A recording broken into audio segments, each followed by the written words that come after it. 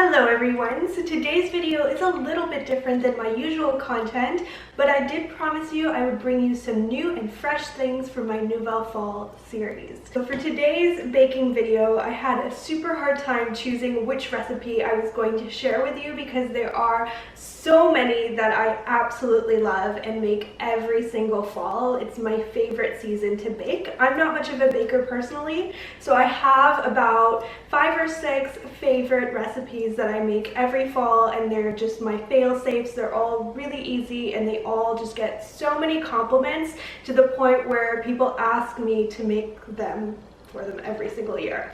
And this is one of them, and it's also the one that I picked because I think it's the most kind of quintessential fall recipe that is still a little bit different. So it's not a pumpkin recipe or anything like that, but it still has all of those great fall flavors. It's a soft ginger cookie that is unlike any ginger cookie I had ever tasted before. I made this recipe for the first time a few years ago, and it was found in a really old cookbook at my friend's house in Winnipeg, so it's not one that you can just kind of find online, unlike some of the others that I'll share with you, which brings me to my second point before we get to baking, which is that for each and every one of these Nouvelle Fall videos, I'm also going to have an accompanying blog post. So for this recipe, I'll be sharing with you all of my other favorite fall baking recipes on my blog with all of my kind of little additions and modifications that I like to make to those recipes.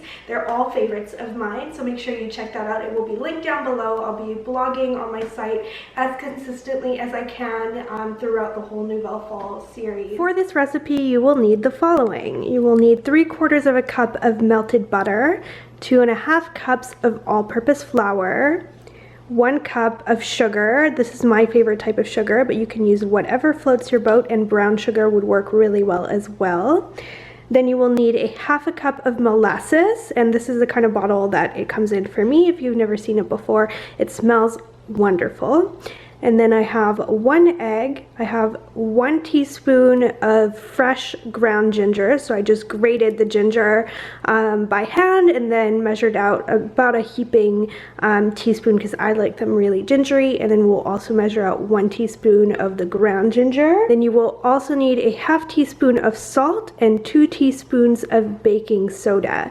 Then I have a hand whisk which is like electric because I'm really lazy, but I've made this recipe just with a whisk by hand as well. It doesn't take that much effort. It's perfectly doable if you don't have one of these. Then you need a big bowl and then a greased baking sheet. So I just grease this with butter, and then you preheat your oven to 350 degrees, and let's get baking. You can so easily freeze half of the batter that this makes, and then you can cut the cookies and make them as you like throughout the entire fall season, and it makes a really nice generous amount because trust me, you're gonna want to eat a good amount of these right away as well. They're really, really addictive.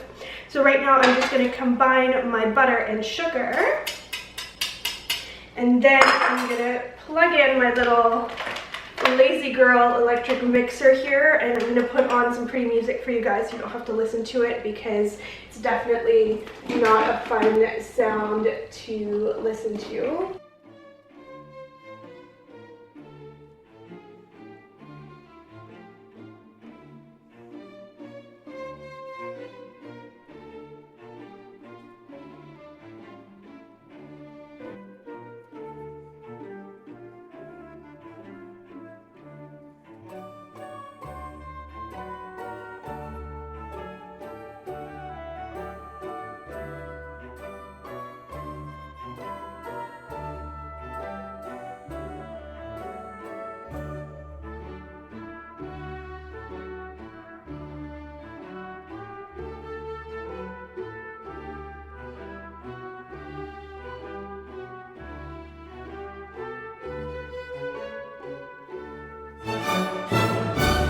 You can see I have this beautiful dark chocolate looking batter, but it's actually the molasses which makes it so beautiful and dark, and it just smells so wonderful. Molasses is actually really healthy for you as well. So with the ginger molasses, this is like a semi-healthy fall recipe because Molasses is actually a great source of iron and calcium. I'm gonna add my fresh ginger, and if you don't like as strong of a ginger flavor, you could definitely use all ground ginger, but I really love the heat and flavor of the fresh ginger in this recipe. I think it's what makes it really different along with the flavors of the molasses. So I really like the combination of dry and fresh, and I recommend that you try it at least once.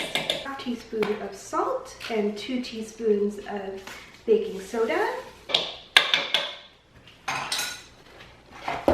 And now I'm just gonna add my 2½ cups of flour.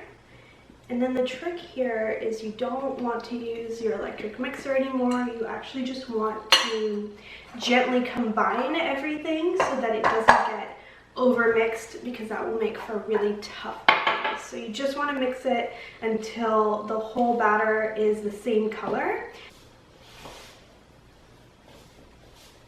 Alright, so now's the moment where you roll up the sleeves of your fall sweater. I'm absolutely loving this one, by the way. I'll include all the info for it in the links down below, because I think this video will go up before my casual fall outfits one.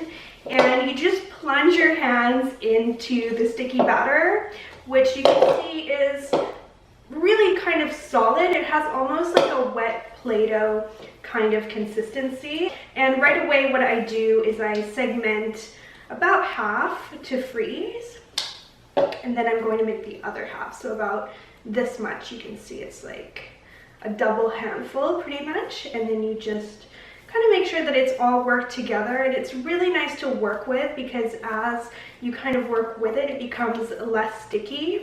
And now this is the part that is entirely up to you, because everybody likes their cookies a different size. We're gonna bake this at 350 degrees for 10 to 12 minutes, but I tend to go more on the 10-minute side because I like these really soft. One thing you can do is to use butter that is softened instead of melted, and bake them for a little bit longer and make them a little bit thinner. What I do is I tend to form them into what looks like kind of like a golf ball, I guess, and then I keep them as kind of little spheres, and they flatten as they cook.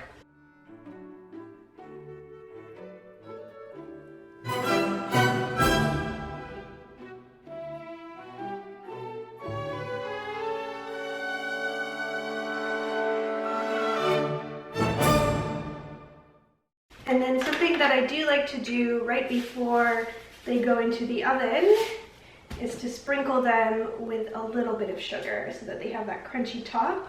It makes for a really nice kind of soft and crunchy texture combo. Alright, so now we're ready to put these into the oven. I'm going to bake them for about 10 minutes or until I think they look right, and I will come back and join you to devour one when they are done. Alright, so I baked my cookies for just over 10 minutes and they're ready now. I've cooled them down a little bit so I don't burn your mouth with ginger cookies. Do you want to help yourself? Sure.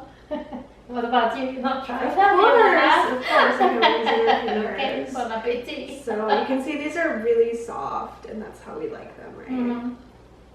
How is it? Mm. Delicious. Mm. It's so chewy. Mm. It's kind of crispy on the outside. Yeah, that's They're nice. just so satisfying, you guys. Once you have these, you will never want to have a store-bought cookie again. And you can see for your efforts, you get so much dough from these. So I baked up 12, and then I have about another generous 12 here, and this is going to go into the freezer so you can keep having cookies whenever you feel like it. You just cut a few off, and the molasses keeps it soft enough to cut, which is really nice.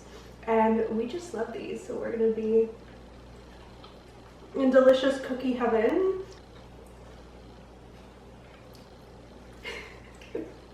Thank you so much for watching. Make sure you subscribe if you would like to see my next installment of Nouvelle Fall, and I will see you in my next video. Bye! Bye.